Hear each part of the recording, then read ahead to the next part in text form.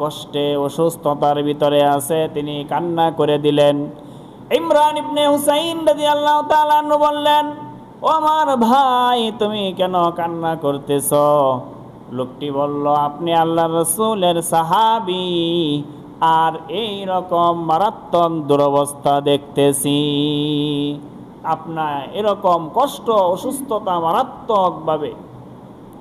ইমরান ইবনে হুসাইন রাদিয়াল্লাহু তাআলা আনহু বললেন, কোনো কষ্ট নেই, কোনো দুঃখ নেই, কোনো আফসোস নেই, কোনো অভিযোগ নেই, কোনো কষ্ট নেই। ভাই শোনো, তোমাকে বলি, আমার মৃত্যুর আগে তুমি কারো কাছে বলবে না। সেই বিষয়টা হলো, রাত্র হয়ে গেলে নির্জনতা যখন এসে যায়, আল্লাহ তাআলার ফেরেশতারা এসে আমার খেদমত করে। সুবহানাল্লাহ। ইমরান ইবনে হুসাইন রাদিয়াল্লাহু তাআলা এরকম ভাবে বাহির থেকে মনে হচ্ছে কতই কষ্ট যন্ত্রণার ভিতরে, কিন্তু এরকম ভাবে তারা তৃপ্তির সাথে জীবনযাপন করেছেন। আল্লাহ তাআলার সিদ্ধান্ত ফয়সালার উপর তারা এত বেশি খুশি ছিলেন, কোনো নেই। অনেক সাহাবায়ে কেরামের ব্যাপারে তো এরকমও আছে। সাদ ইবনে আবি ওয়াক্কাস রাদিয়াল্লাহু তাআলা আনহু, প্রসিদ্ধ একজন সাহাবী, সাদ ইবনে আবি ওয়াক্কাস রাদিয়াল্লাহু তাআলা আনহু। সাদ ইবনে আবি ওয়াক্কাস রাদিয়াল্লাহু তাআলা আনহু অনেক জিহাদে সেনাপতির দায়িত্ব পালন করেছেন, অনেক যুদ্ধে অংশগ্রহণ করেছেন, অনেক বেশি তীর চালানোতে পারদর্শী ছিলেন সাদ ইবনে আবি ওয়াক্কাস রাদিয়াল্লাহু তাআলা আনহু। এই সাদ ইবনে আবি ওয়াক্কাস রাদিয়াল্লাহু তাআলা আনহু জীবনের শেষ প্রান্তে এসে তিনি প্রথম তো চোখ ভালোই ছিল, হঠাৎ বয়োবৃদ্ধ অবস্থায় আর চোখে দেখতে পান না, তিনি অন্ধ হয়ে গেছেন। সাদ ইবনে আবি ওয়াক্কাস রাদিয়াল্লাহু তাআলা আল্লাহ রাসূলের সাহাবী।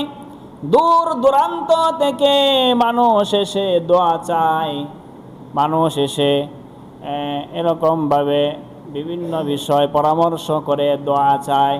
সাদ ইবনে আবি ওয়াক্কাস রাদিয়াল্লাহু তাআলা আনহু তিনি দোয়া করেন, যে দোয়াই করেন আল্লাহ তাআলা কবুল করেন, কারণ আল্লাহর রাসূলের সাহাবী।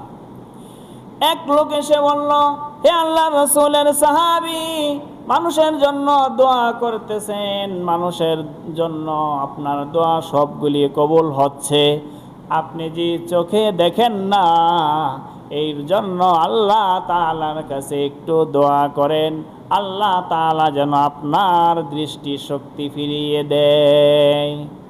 সাদ ইবনে আবি ওয়াক্কাস রাদিয়াল্লাহু তাআলা আনহু বললেন, ভাই, আল্লাহ রাব্বুল আলামিন চেয়েছেন, অন্ধ বানিয়েছেন, আল্লাহ তাআলার ফয়সালা চাওয়ার উপরে আমি শতভাগ খুশি, আল্লাহ তাআলার কাছে এই জন্য আমি দোয়া করি না।